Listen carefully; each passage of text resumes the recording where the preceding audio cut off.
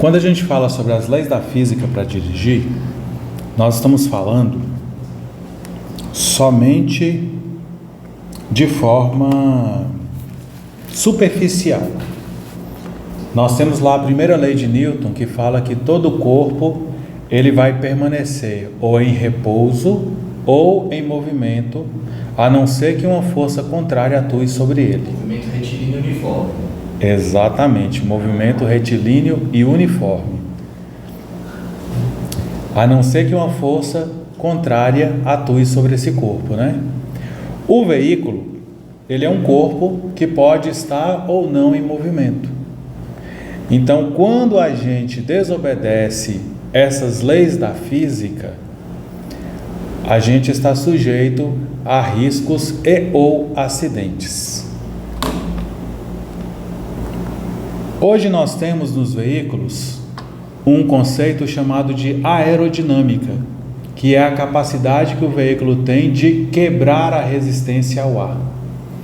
Quanto maior essa capacidade de quebrar a resistência ao ar, ou seja, maior essa aerodinâmica, mais econômico vai ser o veículo, menos combustível vai se gastar.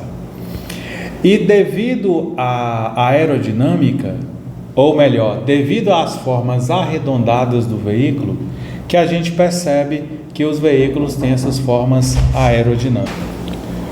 Só que a aerodinâmica, ela não é fabricada, ela não é criada nos veículos somente para diminuir a resistência ou para quebrar a resistência ao ar. A aerodinâmica também, ela é utilizada para dar estabilidade ao veículo. Quando a gente percebe o veículo com formas mais arredondadas, o objetivo também é fazer com que o veículo seja jogado ou empurrado para baixo para manter a estabilidade. Olha que coisa interessante.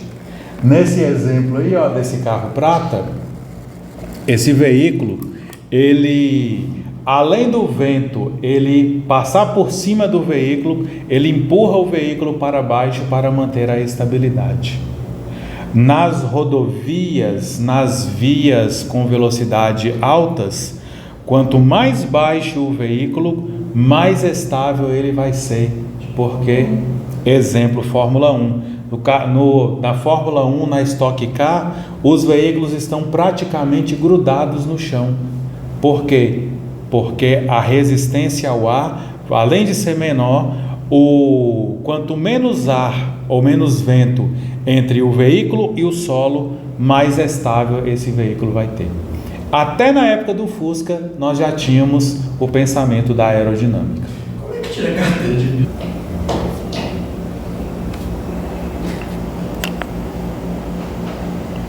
Nós vamos falar desses conceitos aqui relacionados às leis da física e o ato de dirigir. Aderência, transferência de massa, e a transferência de massa, ela vai gerar comportamentos subesterçante, comportamento sobreesterçante, forças centrífuga e centrípeta. Vamos falar sobre a frenagem e sobre a derrapagem. Então são esses os conceitos que nós vamos falar nas leis da física e o ato de dirigir. Começando pela aderência. Aderência, pessoal, nada mais é do que o atrito, o contato que se tem do pneu com o solo. Então, o que interfere basicamente no atrito do pneu com o solo? O óbvio, pneu, solo, e o terceiro, que é o principal fator, que é a velocidade. Vamos falar então desses três fatores que interferem diretamente na aderência ou no atrito. Quando a gente fala sobre o pneu, nós temos três aspectos que interferem diretamente na aderência.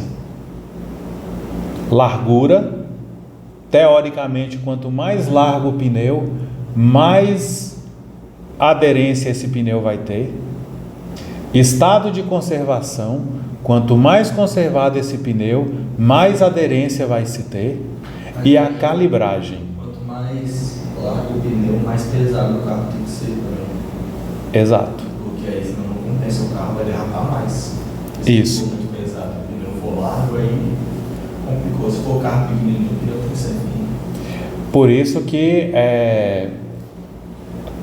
eu falei teoricamente, né? Na teoria, quanto mais largo o pneu, mais aderência vai ter. Só que nós temos outros fatores que vão interferir diretamente na aderência. A calibragem é muito importante, né? A calibragem também é muito importante. Inclusive, eu vou passar para vocês uma reportagem para mostrar a simulação quando o pneu está calibrado, quando está com excesso de calibragem e quando ele está murcho. Ele sai do ar. Sim, e quando sai do aro é algo complicadíssimo. Uma curva do pneu está descalibrado, a possibilidade de sair do ar é muito grande. Se saiu do aro, vai ser a roda que vai ter contato com o solo. Ferro e solo não tem aderência nenhuma. O veículo perde o controle completamente. Mas vamos lá. Aqui a gente fala da estrutura do pneu. O pneu ele é composto basicamente por ferro, pelo arame, que é chamado de carcaça, ou lona, que é a estrutura que faz o pneu manter aquele formato, e temos a parte de borracha. A parte da borracha do pneu, ela divide em bandagem ou banda de rodagem. Banda de rodagem ou bandagem é aquela parte que vai manter contato direto com o solo. É essa parte aqui, ó. É a parte que vai manter o contato direto com o solo. A banda de rodagem, por ser o local onde vai ter contato direto com o solo, ela tem aquele desenho, aquelas fissuras, ranhuras ou sulcos, como é conhecido. O sulco do pneu, ele é criado para absorver substâncias como água, areia e outras substâncias que estão presentes na via para manter a banda de rodagem em contato direto com o solo. Nós temos a lateral do pneu, que é chamado de flanco. A lateral do pneu é a parte onde geralmente quando a gente lava o carro, a gente vai lá e passa o pretinho que fica lindo e maravilhoso. Essa lateral do pneu, ela não foi fabricada para ter contato direto com o solo. Mas quando o pneu está descalibrado e você vai fazer uma curva, por exemplo, o pneu dobra e o flanco é que tem contato direto com o pneu. E isso acaba gerando um problema, porque o flanco em contato com o solo não dá aderência. É a hora que sai o pneu do aro. E isso é um problema dos grandes. E a quina do pneu chamamos de ombro. Tá? Então o pneu ele é dividido em a carcaça, que é a estrutura toda do pneu, banda de rodagem, onde tem o sulco, ombros e flancos. Certo? Como eu falei com vocês, teoricamente, quanto mais largo o pneu, mais aderência vai ter. Quanto mais fino ou mais estreito o pneu, menor vai ser a aderência. Porém, um pneu mais largo não significa que ele é mais seguro. Tem situações em que o pneu largo, ele ao invés de ser mais seguro, ele vai trazer mais risco à segurança. Aqui eu tenho um exemplo de um pneu para a gente fazer uma leitura. Eu preciso conhecer, saber fazer uma leitura do pneu, porque se por acaso eu precisar adquirir um novo pneu, eu tenho que colocar um pneu do mesmo tamanho e o mesmo diâmetro que está o pneu no meu veículo. O ideal é que quando for fazer a troca do pneu, que coloque os pneus com o mesmo desenho, ou seja, a mesma marca e mesmo modelo do pneu. Mas se não for possível, que se coloque o pneu com o mesmo tamanho. Então aqui eu tenho um pneu LT 255/75R15. O que é isso? 255 é a largura da banda de rodagem. 255 milímetros, barra 75, esse 75 é qual a porcentagem da altura do flanco em relação à banda de rodagem. Então, em relação à banda de rodagem, esse pneu tem 75% de altura em relação à largura desse pneu. O R é se o pneu é radial, se é D é diagonal ou o tipo da estrutura do pneu. E o 15 é o aro, o diâmetro do aro. Se aro 15, 14, 13, 17, por aí vai. Quando eu for comprar um pneu para o meu veículo, eu tenho que colocar nessa mesma numeração. Fale como que eu sei a numeração correta? Olhando no próprio pneu que está no veículo ou olhando o manual do proprietário. Correto?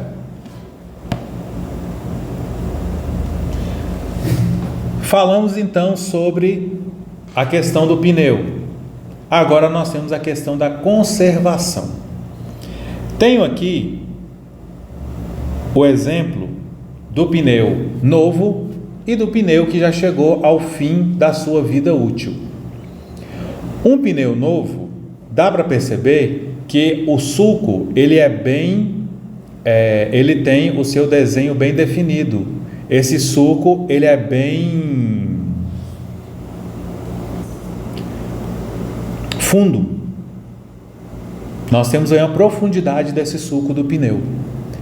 No pneu já gasto ou careca, esse sulco ele já está praticamente no mesmo limite da banda de rodagem. Então o pneu já chegou na hora de trocar. Aqui eu tenho uma marquinha chamada de TWI. É um butuquinho que fica dentro da banda de rodagem, ou melhor, dentro do sulco do pneu. Quando esse butuquinho ele alinha com a banda de rodagem, é hora de trocar o pneu, por desgaste, tá bom? Pra deixar o pneu chegar nesse estado aí, sem trocar é brincadeira também. Mas tem muito carro que roda dessa forma.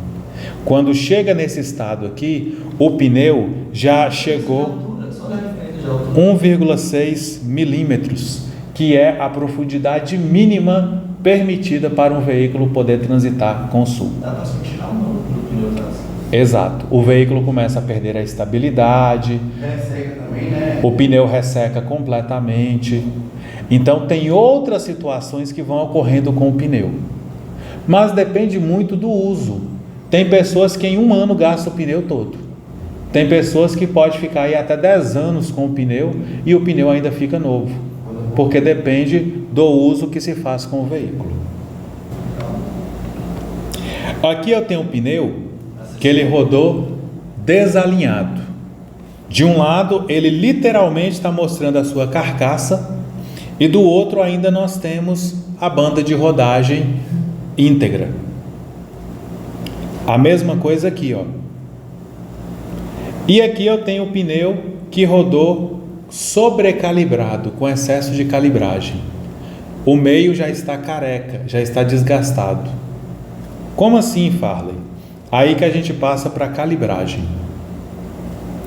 Quando o pneu está devidamente calibrado, a banda de rodagem ela pega certinho no asfalto e ao pegar certinho no asfalto, ela gasta por igual.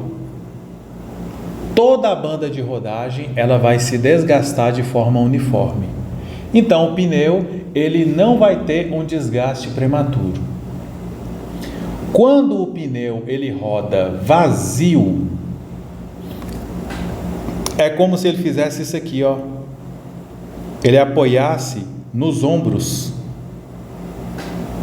Então ele começa a desgastar mais nas laterais, só que nas duas laterais ao mesmo tempo. Você vai perceber que o meio vai ficar mais conservado e as laterais do pneu vai começar a desgastar, as duas ao mesmo tempo. Deixa eu te perguntar, a qualidade certa de carro para carro? Varia de carro para carro.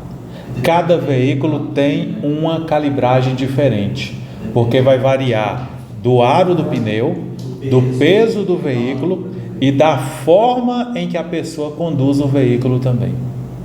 Se conduz o veículo vazio, se conduz o veículo pesado, isso também interfere.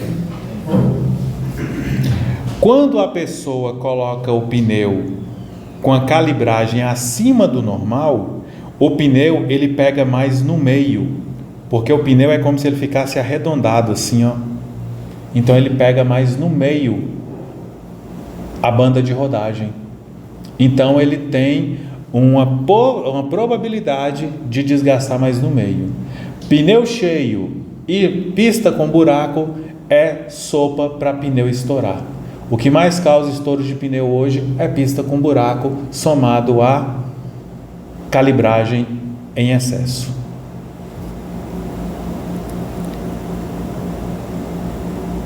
Vou mostrar para vocês agora uma reportagem feita pelo Auto Esporte que fala sobre a questão da calibragem dos pneus. Para vocês terem a ideia de qual que é a reação do veículo quando o pneu está descalibrado, quando está com excesso de calibragem e quando está com a calibragem correta.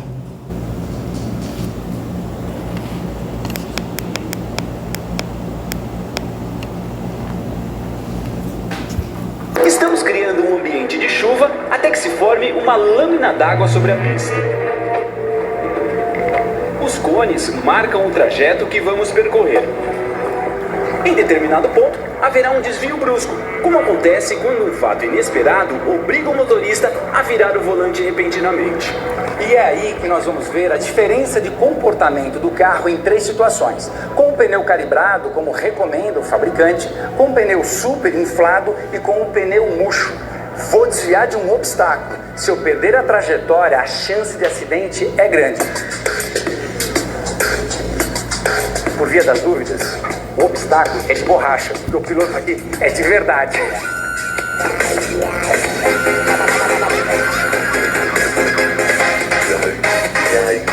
No primeiro teste, os pneus vão rodar com a calibragem ideal para o tamanho deles, 32 libras.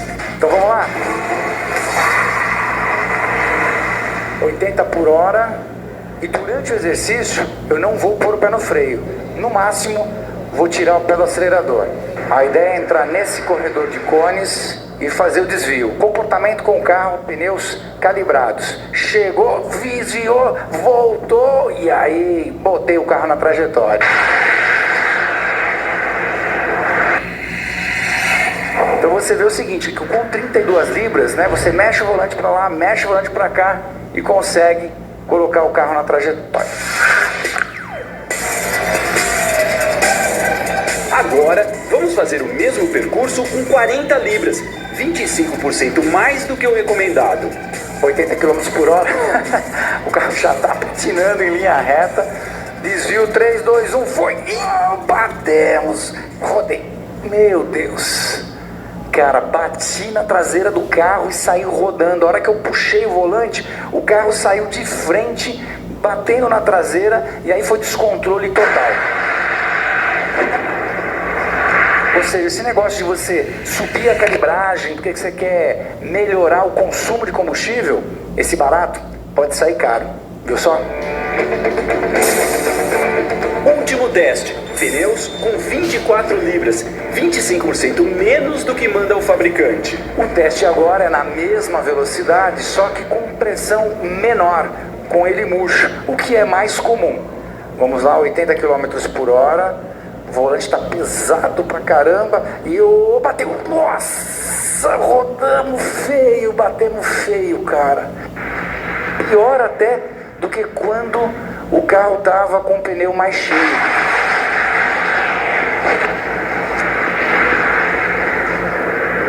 O carro fica muito instável. Ele acabou no momento não respondendo. Quando devolveu muito rápido.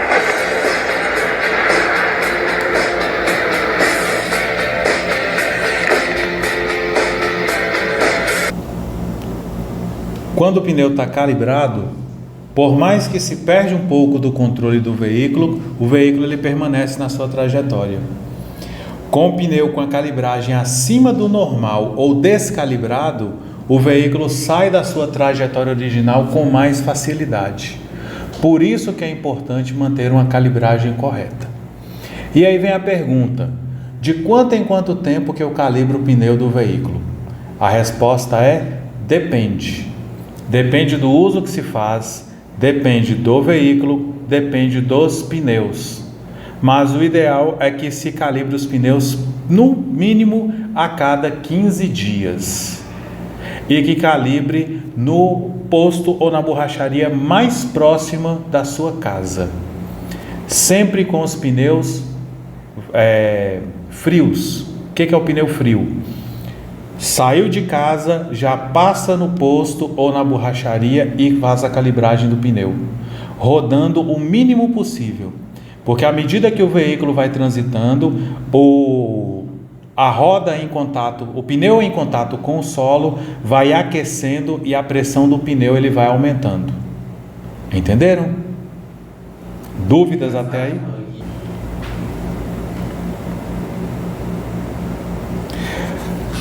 Nós temos um termo chamado de rodízio dos pneus. Inclusive, é infração de trânsito você conduzir o veículo com pneus que não ofereçam condições de segurança de transitar. É infração grave com multa, retenção do veículo até resolver, que seria trocar os pneus. Porém, é muito raro acontecer da pessoa ir lá e trocar os pneus na hora. Então, na maioria dos casos em que a pessoa está com um pneu que não está em condição de circular, o veículo é removido até o pátio. O rodízio dos pneus, pessoal, funciona da seguinte forma. Geralmente, os pneus que se gastam com mais frequência são os pneus dianteiros, principalmente por causa da direção. Vira a direção para um lado, vira a direção para o outro, eles vão se desgastar com mais facilidade. Porque são os pneus de trás que aceleram e freiam na maioria dos carros. Não, dianteiro. A maioria dos veículos, inclusive, tem tração dianteira. Então, mas na verdade, o carro que gasta mais pneu traseiro é mais a caminhonete. Geralmente a caminhonete. Isso quando a pessoa também tem o pé muito pesado, né? Sai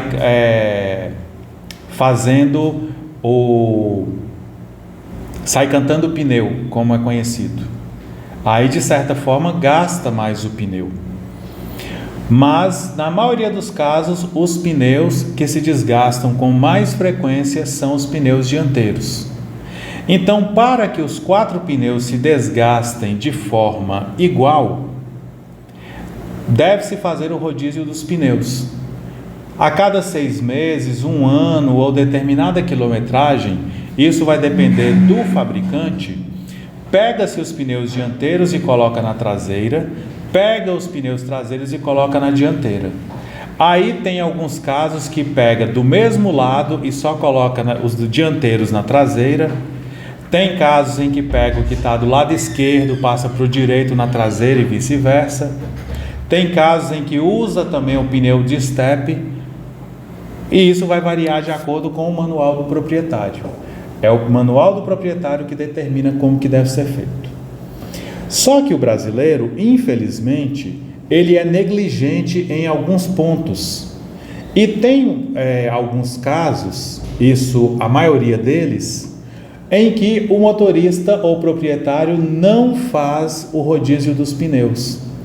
Então chega um momento em que ele já tem 2 pneus que chegaram na vida útil, os 2 pneus estão carecas, e tem 2 pneus meia-vida. Então ele vai colocar apenas 2 pneus novos no veículo. Aí a pergunta que eu faço para vocês é: vocês acham que os pneus novos devem ser colocados na dianteira ou na traseira? Para a gente ter certeza da resposta, eu vou passar para vocês outra reportagem do César Unhani, que ele vai responder isso para a gente, na prática. O ideal seria trocar os 4 pneus de uma vez. Só que o brasileiro ele não vai querer deixar 2 pneus meia-vida para trás. Ele vai querer usar esses 2 pneus meia-vida até acabar a vida útil deles. Nesse sentido, ele coloca 2 e depois coloca mais 2. Então, vou mostrar para vocês se deve ser colocado na dianteira ou na traseira e por quê? Bom, então vamos aqui na pista tentar desvendar esse mistério. Vamos começar o teste com pneus novos no eixo traseiro e os pneus usados estão no eixo dianteiro. Muita gente afirma que essa é a configuração mais segura para o carro.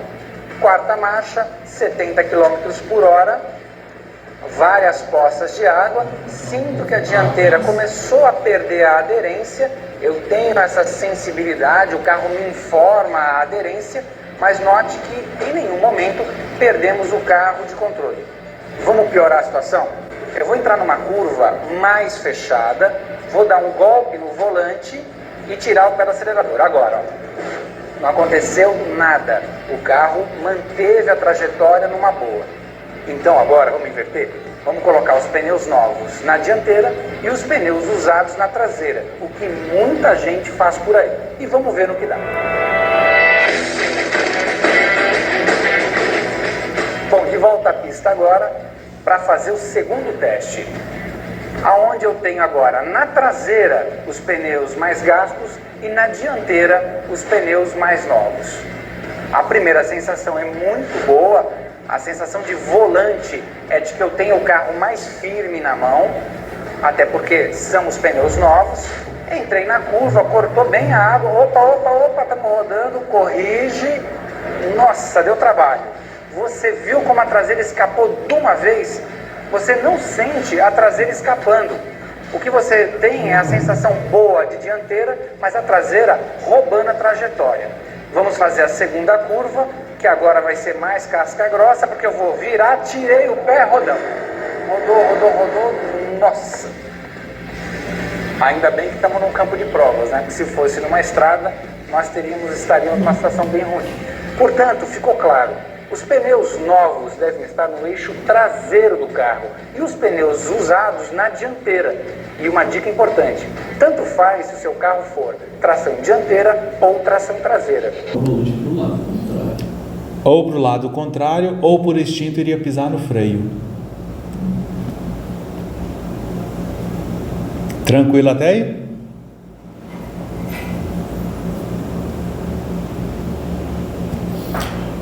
Então nós falamos do pneu. Calibragem, conservação e largura. Agora nós temos os fatores que interferem na aderência da via. Uma via asfaltada, bem pavimentada, sem ondulação, sem buraco, oferece uma aderência fantástica, uma excelente aderência. Mas não é a realidade nossa. Geralmente nós temos buracos, ondulações, pista desnivelada, falta de pavimentação, aí a via fica com buraco, lama, terra, poeira, desnível. Quando chove, a pista fica extremamente molhada e escorregadia. Todos esses fatores interferem diretamente na aderência e que estão diretamente relacionados com a via. Eu costumo até brincar falando que o progresso está chegando aqui no Norte Selvagem, né? A rodovia privatizada 135, vindo de Belo Horizonte para cá, até Nicorinto ela está duplicada. De Corinto para cá ela ainda é pista simples, mas o asfalto está melhor. A gente não vê um buraco, a não ser na época de chuva. A rodovia, pelo fato de ser privatizada, não vale tanto a pena porque é absurdamente caro o pedágio. Acredito eu, isso é a minha opinião, a questão do pedágio ser caro, de não valer a pena. Mas, por outro lado, a via ela tem um estado de conservação superior em relação às demais rodovias que nós temos aqui. Eu não posso nem citar a 251. A 251, aquilo ali é um descaso completo com as pessoas que transitam nessa 251 por parte do governo. A gente pega aqui a continuação da 135 indo para o lado de Mirabela, Januária. A rodovia, ela tem um movimento menor, logo ela tem menos buraco, menos ondulações. Mas ainda nós temos curvas acentuadas, aclives e declives acentuados.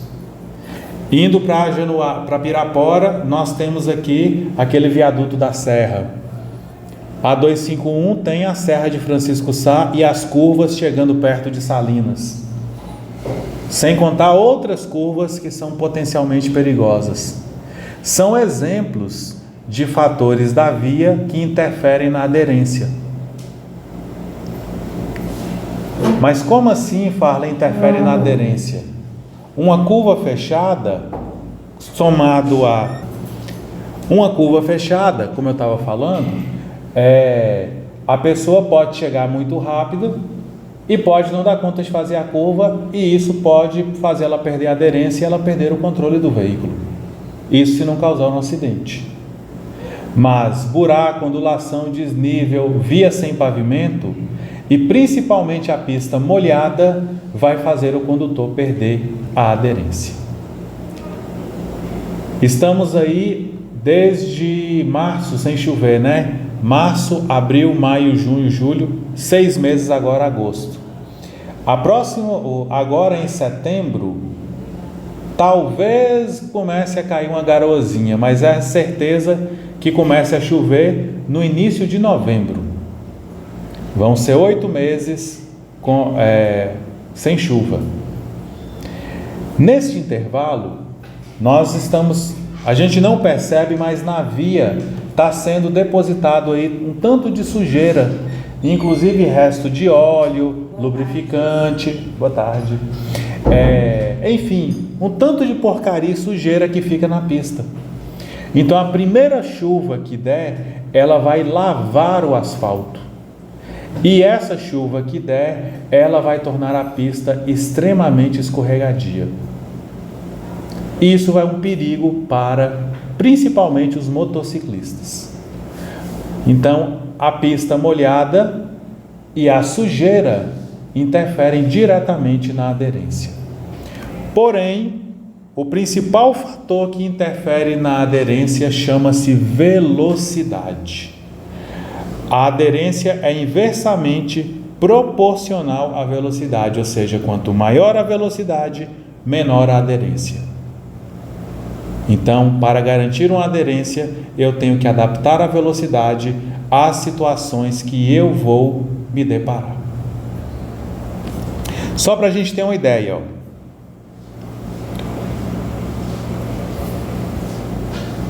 a aderência, a velocidade ela é tão importante na aderência que um veículo, para poder frear, ele a 50 km por hora, ele vai percorrer 26 metros. Se a pista estiver molhada, ele passa de 26 para 31 metros. Se esse veículo estiver a 100 por hora, ele passa de 26 para quase 80 metros para poder parar. Se a pista estiver molhada, ao invés de ser 80, vai ser 98 metros praticamente para poder parar.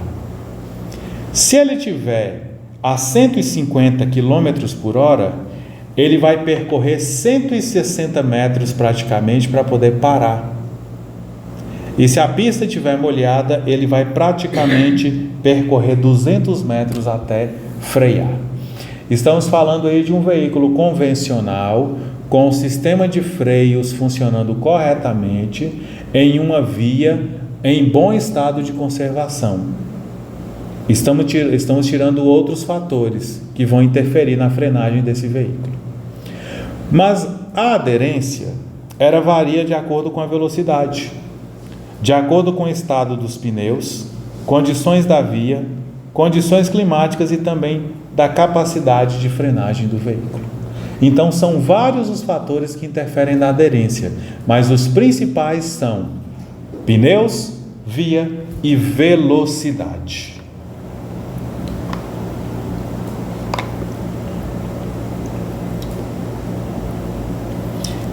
Temos agora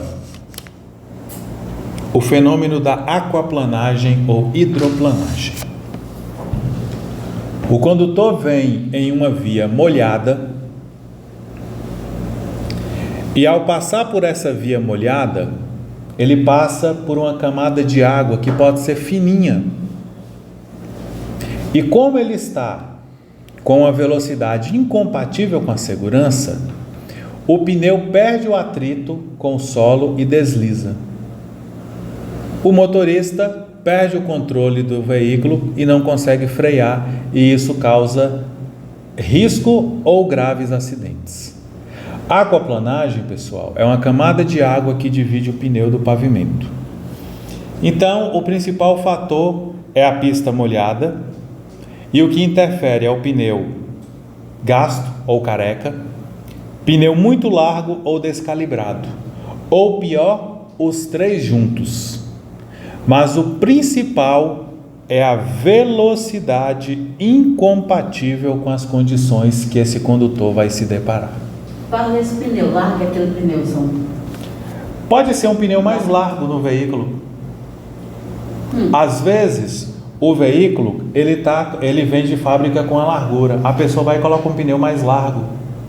Esse pneu mais largo, ele já pode interferir diretamente na aderência e pode provocar a aquaplanagem. Entendeu?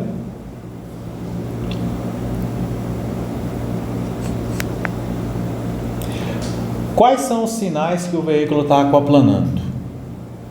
Primeiro sinal, não se ver o rastro do pneu pelo retrovisor. Você olha pelo retrovisor e não enxerga os rastros do pneu.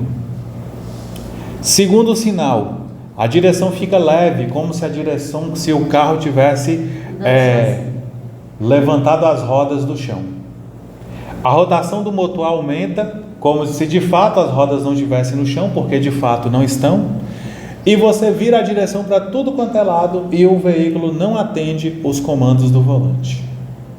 E aí, quando acontece essa situação, a rotação do motor aumenta, você vira a direção para um lado ou para o outro, o condutor, o veículo não responde. E você olha no retrovisor e não vê os rastros, você assusta. Quando você assusta, a primeira reação sua é fazer o quê? Pisar no freio. Só que é a pior coisa que se pode fazer, porque você vai pisar no freio de forma brusca. Quando você pisa no freio de forma brusca, você perde o controle do veículo. O que não deve ser feito em uma aquaplanagem: frear ou movimentar a direção bruscamente. Tá? Eu tenho que fazer movimentos leves. Diante de uma aquaplanagem, eu devo frear, eu tenho que diminuir a velocidade sem usar o freio, desacelerar suavemente e movimentar o mínimo possível a direção. Alguns autores e alguns manuais, eles falam para esterçar, virar levemente a direção. Mas na hora do desespero, a gente vai conseguir virar a direção levemente? Não vai, a gente vai dar golpe na direção. E ao dar golpe na direção, a gente perde o controle do veículo. Esta imagem dá para a gente perceber claramente que a roda do veículo está girando mais rápido do que de fato o veículo está movimentando. E o condutor, ele virou a direção, mas mesmo a direção virada, o veículo não atende ao comando. Por isso que ele está aquaplanando. E quando ocorre essa aquaplanagem, se o condutor não souber o que fazer, a chance de acidente é muito grande. E a aquaplanagem, ela não dá sinal não, ela fala assim, ó, fui, estou indo.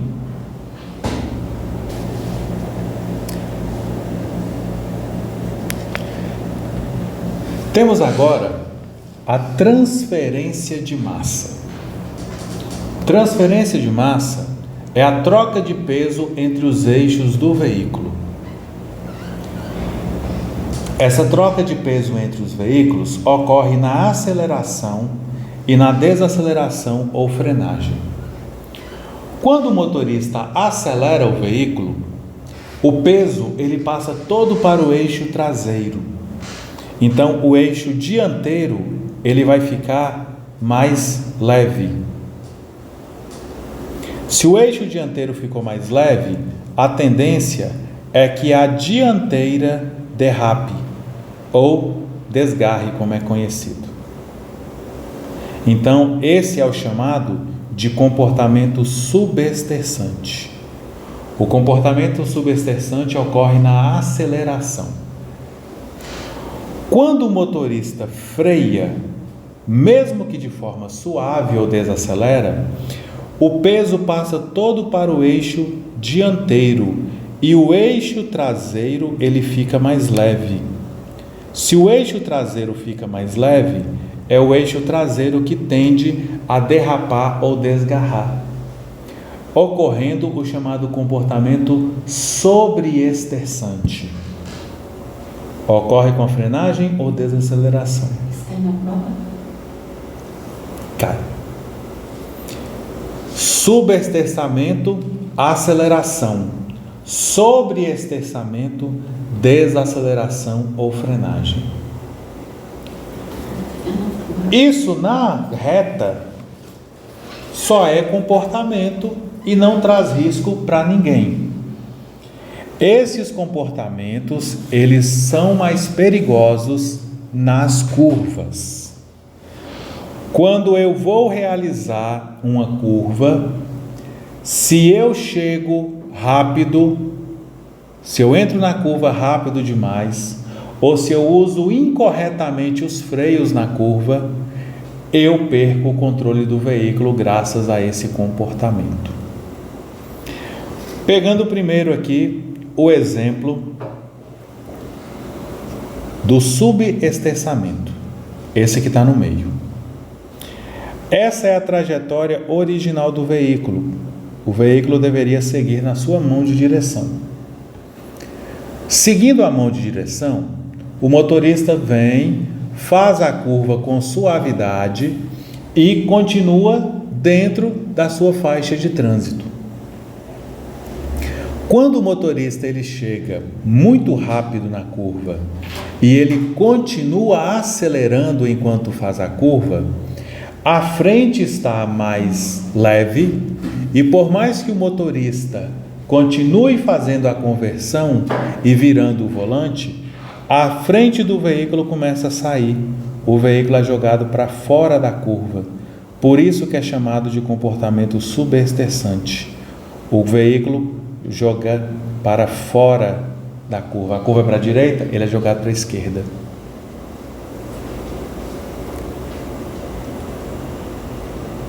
Quando o condutor, aqui nós temos o trajeto normal,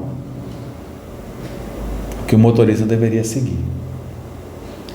Quando o motorista ele chega rápido demais na curva, ele percebe que ele está rápido, ele pisa no freio de forma brusca. Quando ele pisa no freio de forma brusca, a frente do veículo fica mais pesada, a traseira fica mais leve. Então o veículo ele faz isso aqui, ó. Ele é jogado para dentro da curva. A curva é para a direita, o carro é jogado para a direita. A traseira do veículo é que joga. Esse é o comportamento sobreesterçante.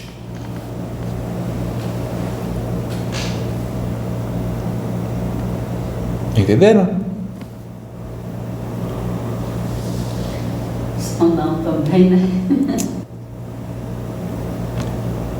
O comportamento subesterçante e sobreesterçante, eles também são chamados de força centrífuga e centrípeta. São a mesma coisa, porém com nomes diferentes. A força centrífuga é a mesma coisa que o comportamento subesterçante.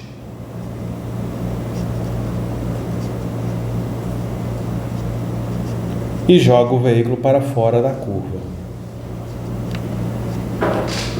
O condutor vem acelerando e continua acelerando.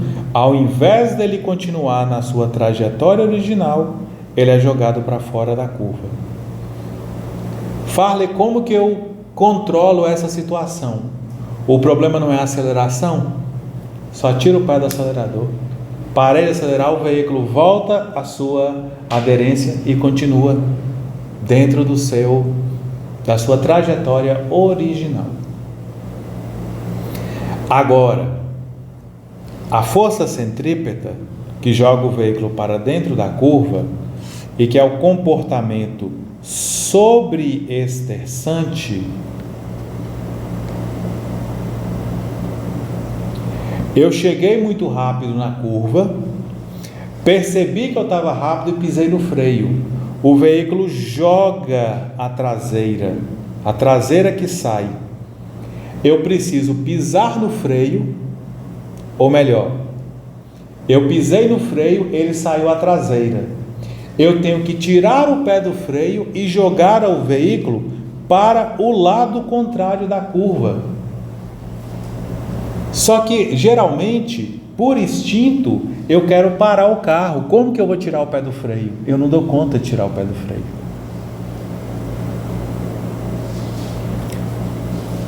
Por isso que é complicado a gente controlar a força centrípeta ou comportamento sobreextersante. Quer fazer bonito? Tudo que tiver que fazer, faz antes da curva. Diminuir a velocidade, reduzir a marcha. Reduz a velocidade antes da curva, entra na curva sem acelerar e da metade para o final da curva você retoma a aceleração de forma suave. Agora, se precisar pisar no freio em uma curva, você pode frear. Você não pode fazer movimento brusco, não se pode frear bruscamente na via. Vou mostrar para vocês uma reportagem, o trechinho que simboliza o comportamento sub- e sobreextersante. Olha lá, o veículo saiu à traseira. Mas é sobre isso. Esse é o comportamento sobreextersante. E aí ele vai explicar o que deve fazer quando o veículo sair à traseira. Olha lá, ele corrigiu, só que foi tarde para ele corrigir. Nem ele conseguiu corrigir, mesmo sendo piloto profissional. Lá o carro foi para um lado, foi para o outro e saiu da pista. Agora ele vai fazer de forma correta para poder exemplificar. Ele vai tirar o carro da trajetória. Olha lá, ele saiu com o carro da trajetória, ele virou o volante para um lado, virou para o outro. Olha lá, ele virou para o lado da curva, o lado de fora da curva, e conseguiu controlar o veículo. Aí eu pergunto, vocês acham que no desespero a gente vai dar conta de fazer isso aqui? Não vai. O ideal mesmo é a gente fazer o quê? Evitar. Como assim, Farley? Diminui a velocidade antes da curva, retoma a aceleração, entra na curva sem acelerar e da metade da curva até o final você retoma a aceleração de forma suave. Para a moto vale a mesma coisa, porém na moto a inclinação do corpo do motociclista tem que acontecer. Quanto mais inclinado, quanto mais fechada a curva, quanto menor o raio, ou quanto maior a velocidade, mais inclinado tem que ser o corpo do motociclista para dar conta de fazer a manobra. Agora nós temos o termo frenagem. Frenagem ou frear significa utilizar o sistema de freio para reduzir ou para parar o veículo. A frenagem normal, pessoal, significa diminuir a velocidade ou parar o veículo, tendo tempo e espaço suficiente para fazer essa manobra sem colocar em risco ou perigo os demais usuários da via. Geralmente, não ocorre o travamento de rodas, porque o atrito do sistema de freios é inferior ao atrito do pneu com solo. Você tem espaço, você tem tempo, você aciona o freio com antecedência, vai diminuindo aos pouquinhos e para com tranquilidade e segurança. Agora, quando a questão é frenagem de emergência, a situação muda. A frenagem de emergência é uma redução brusca e uma parada imediata do veículo diante de uma situação perigosa. Eu tenho que parar o veículo no menor espaço possível e, de preferência, que eu não colida com o veículo que está na frente. E nessa frenagem brusca, pode acontecer de travar as rodas e pode ser necessário desviar de obstáculos. Então, por isso que a frenagem de emergência, ela é mais delicada e complicada. Na frenagem de emergência, se ela for sem desvio, pode tacar o pé no freio sem dó. Você se joga no freio do veículo. Pode frear sem medo. Agora, se tenho que frear e desviar, a minha conduta ela vai ser diferente quando o veículo tem ABS e quando ela não tem o sistema de freio ABS. Sistema de freio ABS é o que, Farley? É um sistema do veículo que evita o travamento das rodas, Anti-Lock Brake System. Este ABS, ele foi criado para que a pessoa possa frear e desviar ao mesmo tempo. Ele evita o travamento das rodas. Só que, junto com o ABS, o tempo de frenagem acabou se tornando menor. Por isso que hoje a gente percebe um tempo de frenagem menor quando se tem um veículo com ABS. Mas o principal fator que o ABS foi criado foi para frear e desviar de obstáculos. Então, olha só. Se o meu veículo ele tem ABS, é só frear e desviar.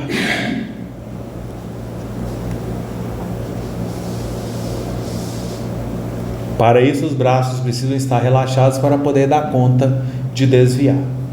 E uma dica super importante: olhem sempre para onde vocês querem ir. É a famosa rota de fuga. Agora, quando o veículo não tem ABS, eu preciso frear. Vai acontecer o travamento das rodas provavelmente. Eu preciso tirar o pé do freio. Esse é que é o difícil. Ao tirar o pé do freio, eu preciso desviar. E depois que eu desvio, eu vou precisar frear novamente. Como que a gente tira o pé do freio quando a gente está desviando e querendo frear ao mesmo tempo? É muito difícil. A gente freia, trava as mãos aqui no volante, tenta virar a direção, mas as rodas provavelmente estarão travadas. Por isso que é bem delicado a frenagem com desvio quando não tem o freio ABS. Vou mostrar para vocês um outro exemplo do que fazer diante de uma frenagem brusca. E o último termo que nós temos nas leis da física chama-se derrapagem. Derrapagem é o deslocamento do veículo de sua trajetória devido à perda de aderência do pneu com o solo. Ocorre com mais frequência nas curvas. Toda vez que o veículo sai da sua trajetória original, porque perdeu a aderência dos pneus com o solo, podemos dizer que o veículo derrapou. Essa derrapagem geralmente também ocorre com a pista molhada. Vou pegar exemplos aqui para vocês terem uma ideia.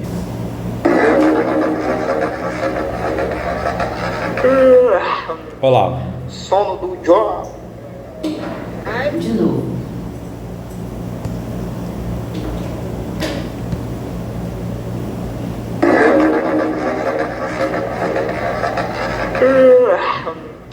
Sono do Jó. Ele derrapou, saiu da trajetória original. Mas outro.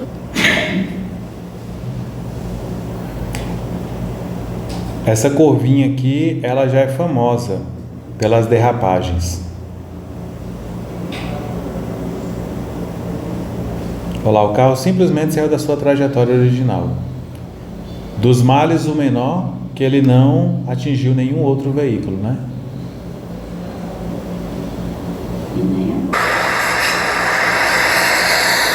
Olha esse outro, ó, a pista, o condutor veio, perdeu o controle da direção.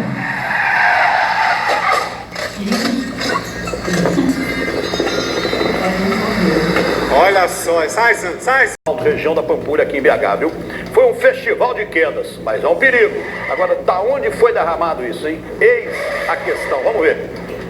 Um carro passa rápido, deixando para trás uma mancha enorme de óleo. O motorista segue e parece não perceber o vazamento. Minutos depois, 3 motos da Guarda Municipal passam pelo local e o acidente é inevitável. Escorregam e caem. Em seguida, outros 2 motociclistas também se acidentam por causa da mancha. As imagens foram gravadas pelas câmeras da empresa do Silas. Foi mais.